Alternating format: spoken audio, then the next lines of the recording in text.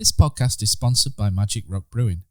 Currently, you can get free delivery on all orders over £40 and 10% of all online orders by using our code of TakesThatChance10.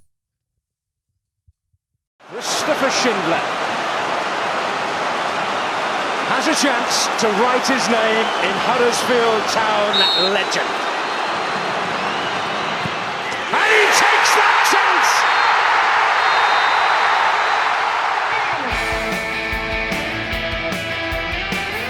Play down the left and Moy stayed onside. Here's Mounier! 2-0 Huddersfield Town on the opening day of the Premier League.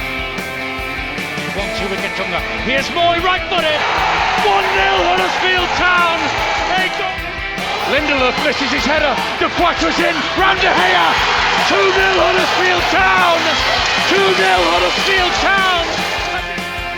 Here's Sanka to turn it into the pass. Yes! And Tommins scored. Tommins has scored one of the most important goals of Huddersfield Town's history. De Quattro's forward. De Quattro's got the better. Yes! And Laurent De Quattro scores. Laurent De Quattro scores.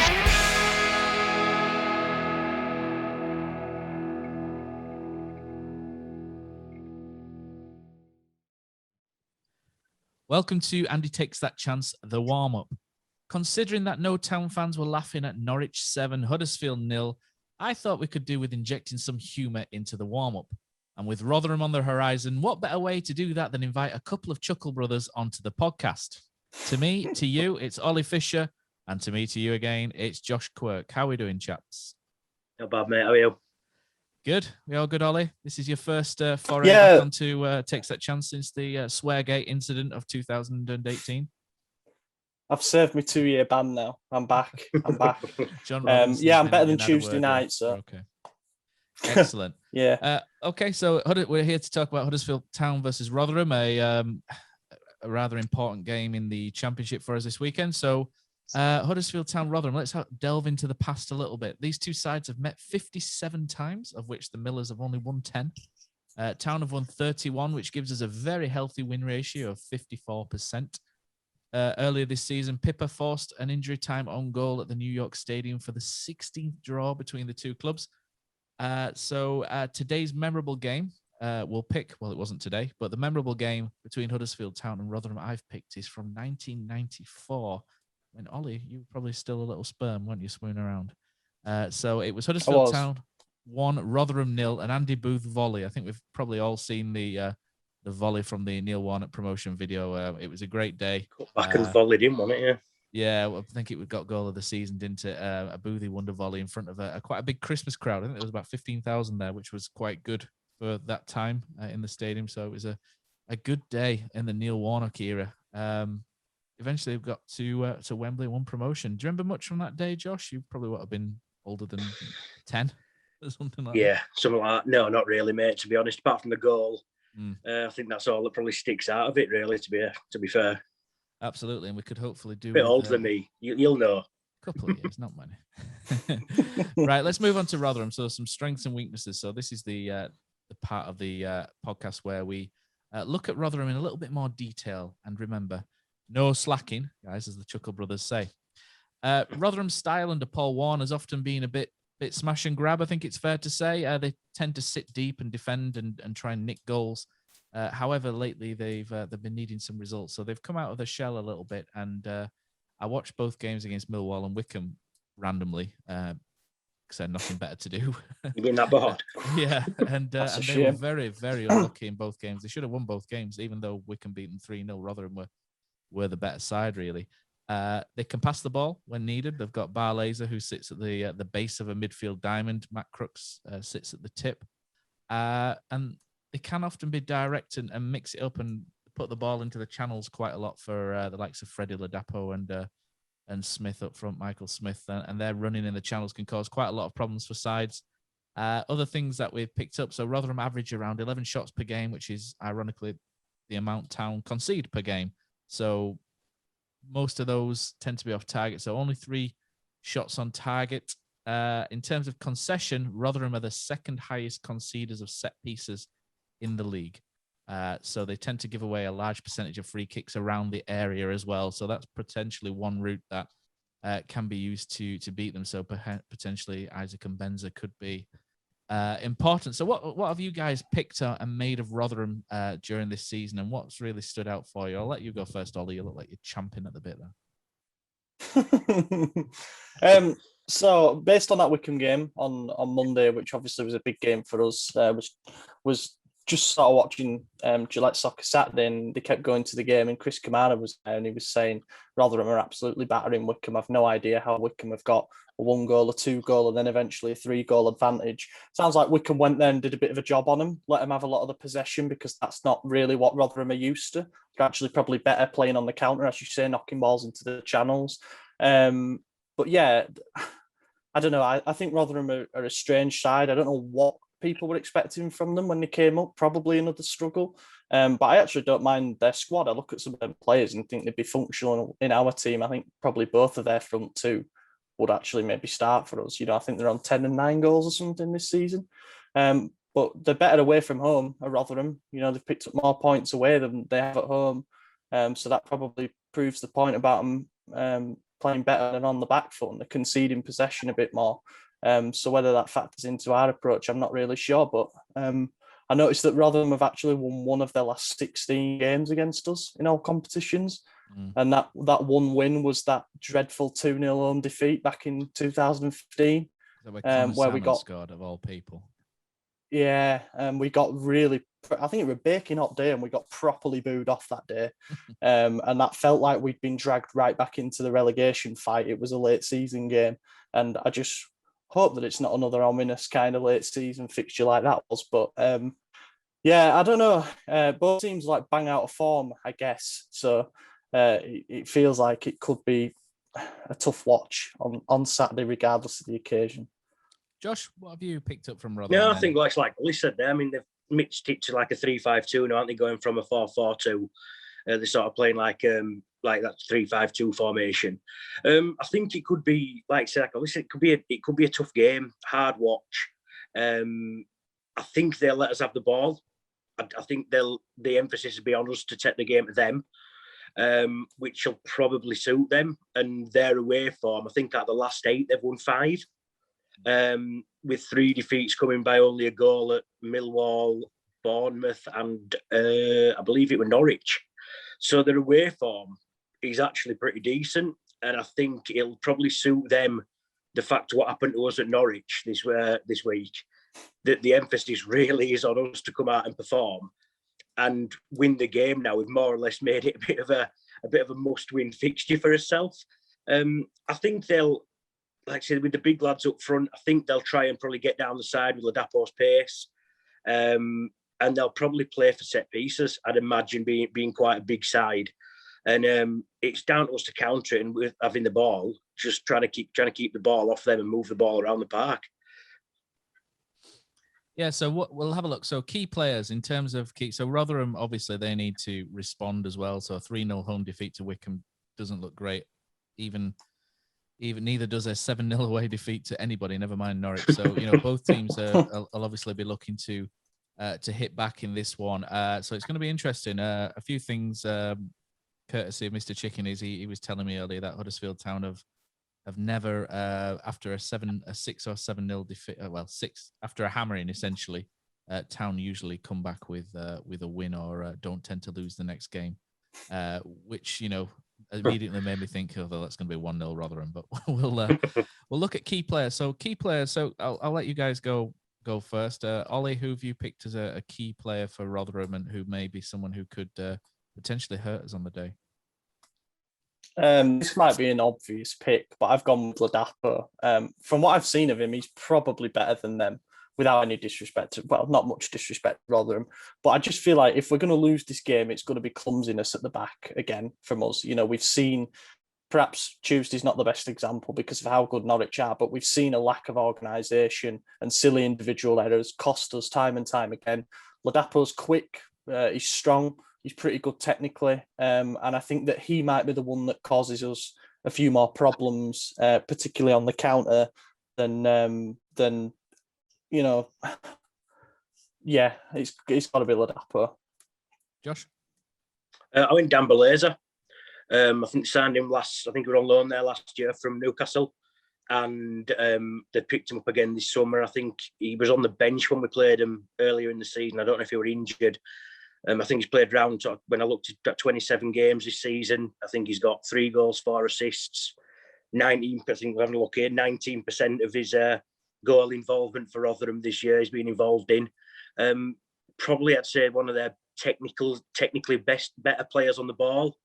So he's probably one that we'd need to have a look at, try to close down early, and good with the dead ball. Set pieces could be key, and I think if we allow him around the box and a set piece around the box, he could be a bit of a danger for us. Yeah, good player. The one I've gone for is Lewis Wing. The reason I've gone for Lewis Wing is because I thought he was great at Middlesbrough. I was very surprised when he ended up at Rotherham. I think around about 18 months ago, I thought he was Middlesbrough's best player when they came to our place, and he was outstanding that day.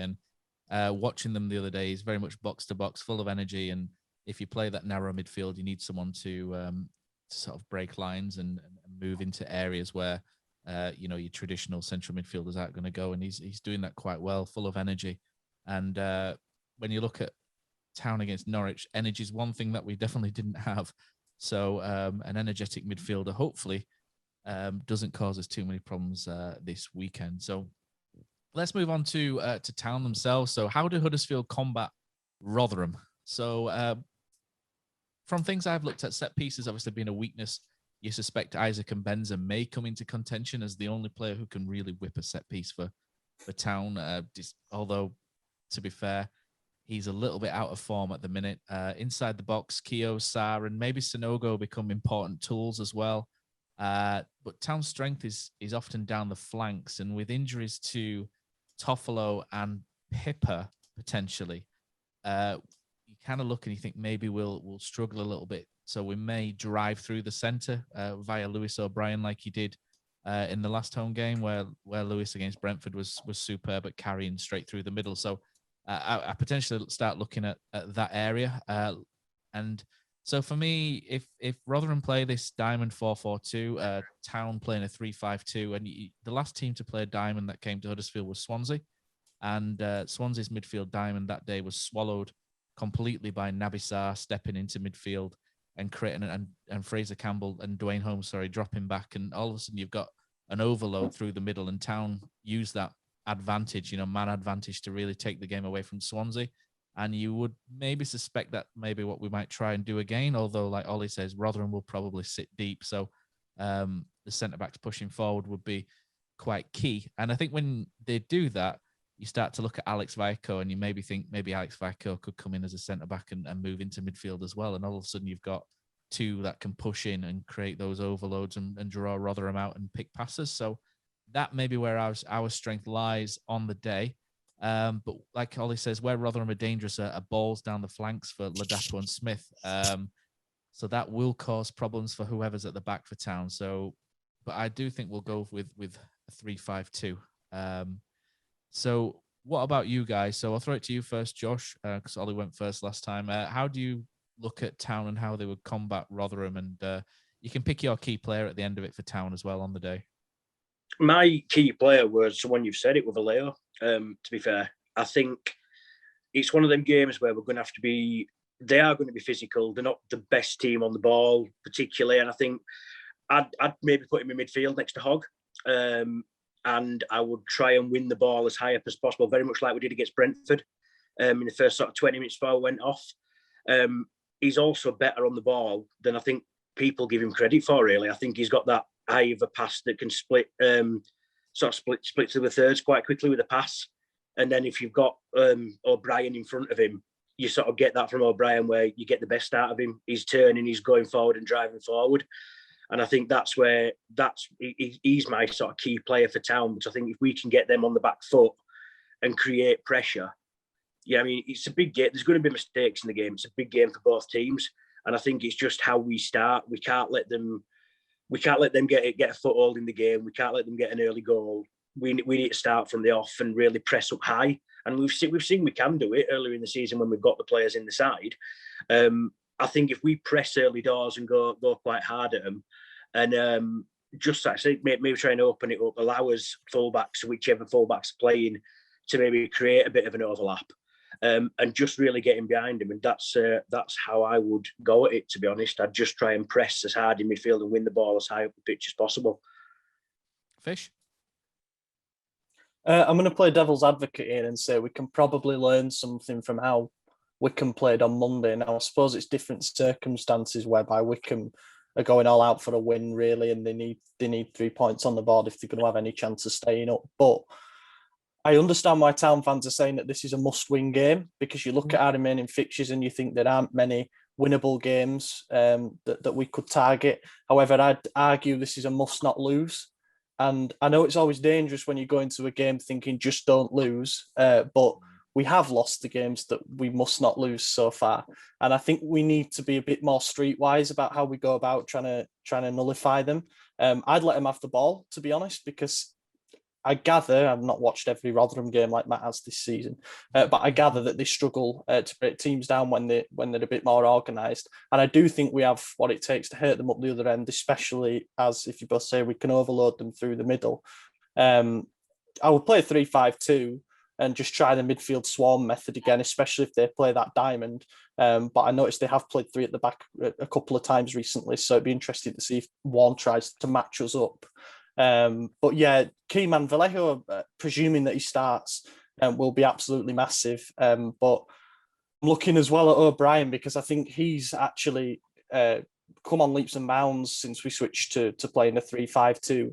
I think he's the kind of player that you look at and think he can properly grab the game by the scruff of the neck, and we've been missing someone like that. You know, Holmes has been in and out of games. Hogg has had his moments where you think, that's the legs have gone and stuff, but yeah, I think as long as we're a bit more streetwise about it, like I say, I think we've got a chance of picking up a positive result here, whether that be a win or whether that just making sure that they don't move 3 points closer to us. Do you think we put more pressure on ourselves, though, Ollie, with that game on Tuesday to win?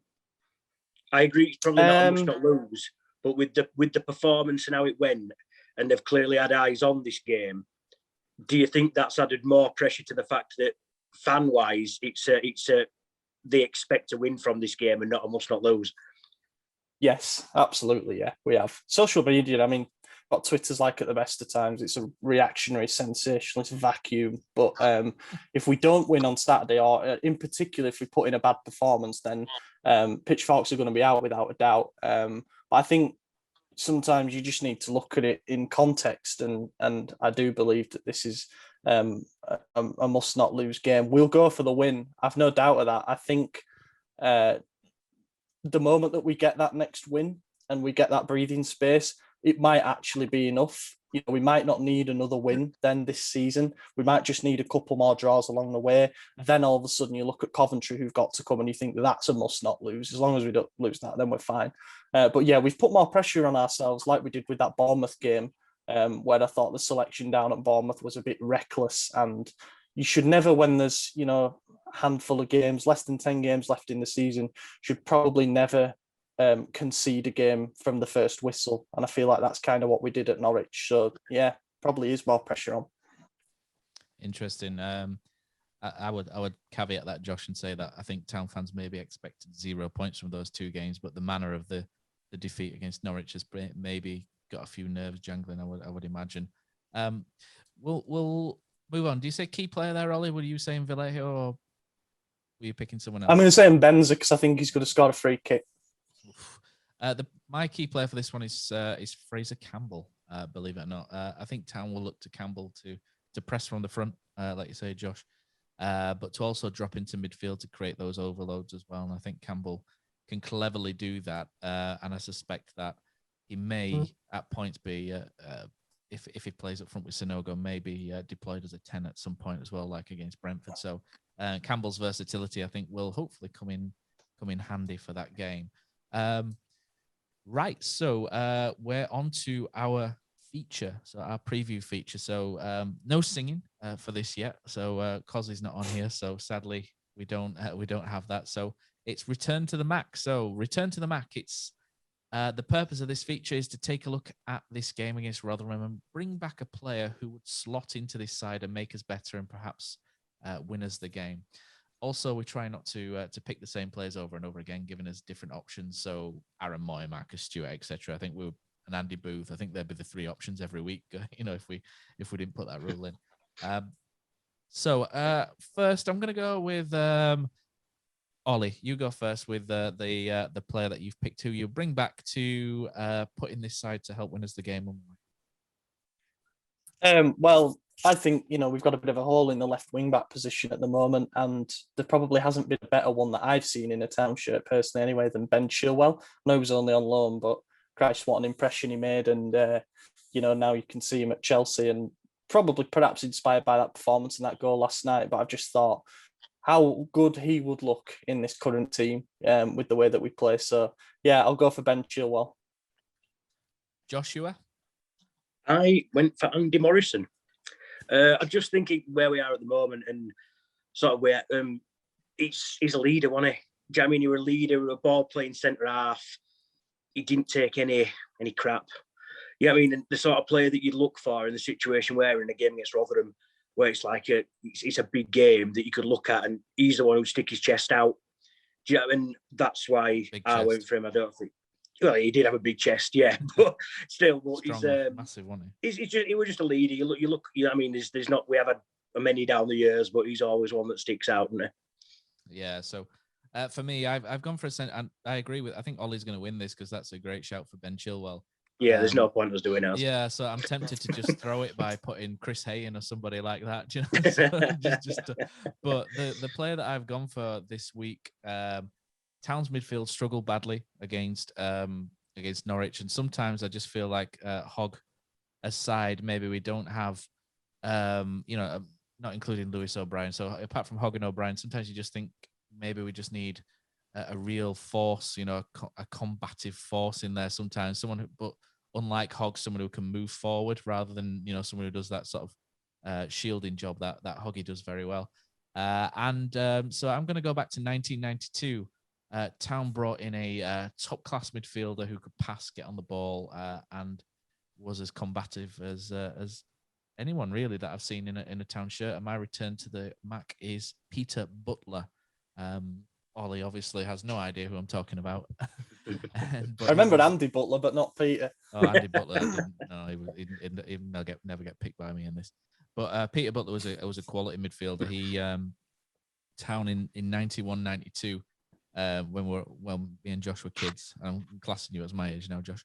So we had Kieran O'Regan and Chris Marsden were our central midfielders, and they both got injuries, and we brought Peter Butler on loan, and Chris Marsden came back at the same time, and Chris Marsden and Peter Butler was probably a Premier League midfield in League One, if you like. It was outrageous how good they were together, and Town had dropped to sort of 8th or 9th in the league. Went on a bad run, which Owen Hand got sacked with, and then with those two in midfield, just shot right back up into 3rd spot, and they were outstanding. And then I think it was West Ham.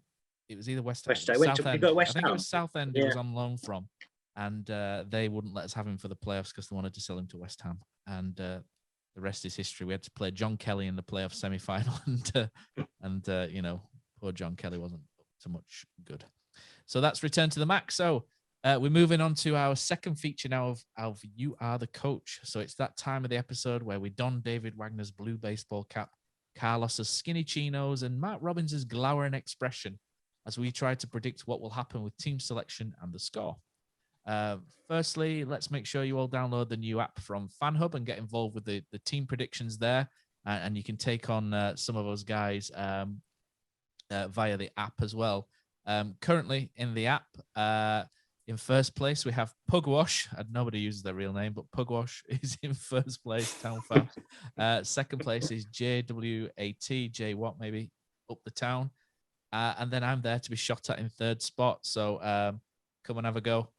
Simon from the podcast is 11th and Brady is 12th, who are definitely slacking in that. So how are we going to play this game? So for me, I'll go first, and then you guys can follow from there. So I'd go with a 3-5-2. I know why people would pick a 4-2-3-1 to try and squeeze maybe Mbenza or Aaron's in the side to have a real go at them from wide, especially if they play a midfield diamond. Getting that ball wide and and creating 2 versus 1 out wide is will be quite key. But I'm going to go 3-5-2 because we've had a little bit of success with it, and I did like it when we played against Swansea and the defenders stepped up into midfield. Ryan Schofield's my goalkeeper if he's back from his illness. My back three is Alex Vallejo, Richard Keogh, and Naby Sarr. Again, two people to step into midfield from defence. Naby Sarr, Vallejo, perfect for the job. My midfield is Pippa if fit, but I'm slightly concerned that it won't be. Bakuna, Hogg, Lewis O'Brien in the midfield, and Aaron Rowe is going to be my left wing back. And the front two, I've gone for Campbell and Sonogo up front. Campbell dropping off a little bit from the front line just to, like I say, create those overloads. I think Town will come back from that 7-0. I think we will win this game 2-1. I can't see us not conceding, and we've only scored more than one goal twice in the last 15 games. But Saturday, I think, is the day. Town 2, Rotherham 1. I think, although it's one of those, heart says 2-1, head says 1-1, but I'm going to go 2-1. I'm going to let the heart overrule the head on this one. Ollie. I basically got the exact same team as you, except what was your front two again? Sonogo and Campbell. Right, I play Sonogo and Benza. Now, I know it seems harsh dropping Campbell because of his work rate, his pressing from the front and all of that, but frankly, we need goal threat, and Campbell and Sonogo up front together offer absolutely no goal threat, I'm afraid. Sonogo's fantastic in what he does in the intangibles, where he battles for balls, he holds play up well.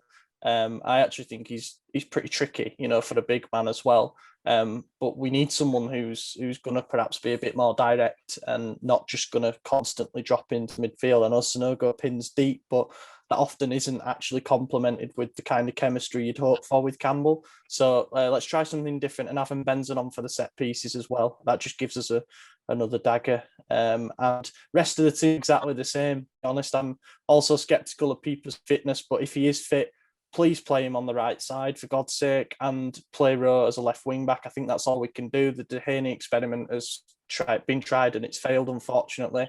And then, those are the best three to take the game to them. No, that's one thing we do agree on. And a prediction, I'm going to go with your head. I think it's going to be a 1-1. I think this is going to be tense, timid. I don't think there's going to be an awful lot of free-flowing football on show, to be totally honest with you. But I would honestly sign up for the 1-1 right now. I know that sounds negative, but I just think we need to, after that 7-0 humiliation on Tuesday, we just need to get back on the base and build from there, really. Josh? I've mixed it up a bit, to be honest. I think after, like say, on Tuesday, we need a bit of a reaction. I think in a game that we're going to be, it's all going to be on us to attack Rotherham. I think, like I said, we've all sort of agreed that they're probably going to sit in and try and hit on the break. We need to create as many chances as possible. So, barring any sort of injuries that we hadn't heard about, I've gone 4-3-3. I have gone with Schofield in goal. I have moved Pippa back to right back. I've got Stearman and Zaha. And due to the fact that he played about 30 minutes in that position for the B team the other day, like a bit of a run-off, I've gone Rolando Aarons at left back because he has played there for Newcastle before. It crossed my mind. I have Hogg and Vallejo behind O'Brien, and then I've gone and Benza on the right, Campbell in the middle, and Sorba Thomas on the left. Because I just think against Norwich, I think he had a nice little cameo when he came on. I know the game was gone, but he at least looked positive. He's got something to prove to push his way in to a side. Also put in a few good set pieces as well, which we nearly scored from. And I think with Benza and Thomas, you've got a bit of pace out wide and you've got delivery. And Thomas has been, for the B team, I think, and he got goals and assists in every game he's played, I think. So why not? We need to mix it up. We need to take the game to them and try and get the win. So that's what I'd go with. Interestingly, I asked Dave Hartrick if he fancied coming on this today as well, but Dave couldn't make it. But he has put his team on WhatsApp for me what he'd pick, and he's gone with an interesting one where he's gone with 4-2-3-1 combo, which is Schofield, but he's gone with Rowan Dehaney as fullbacks.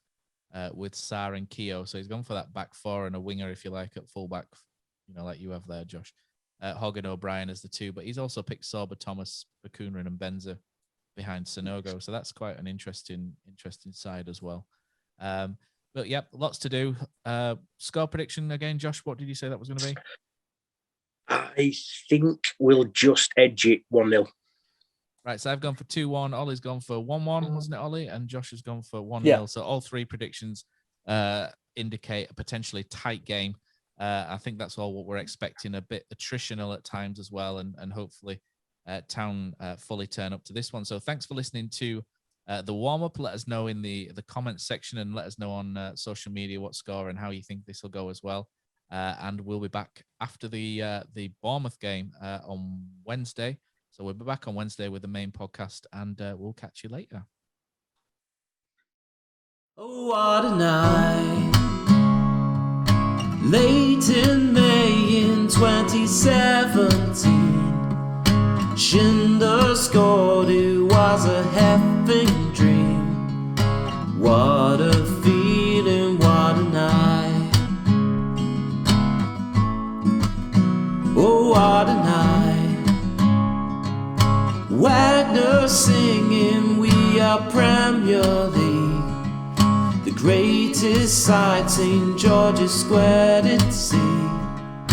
What an evening, what a night. Oh,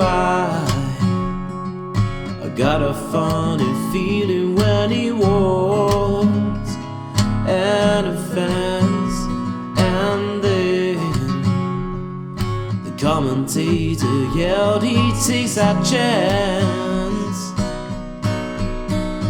Oh, what a night. Lost so safe and mesmerizing me. Low charge and flattened all Chelsea. Stamford Bridge, oh what a night. Whoa, I got a funny feeling when he walks and a fence, and then the commentator yelled he takes that chance. Oh, what a night. Oh,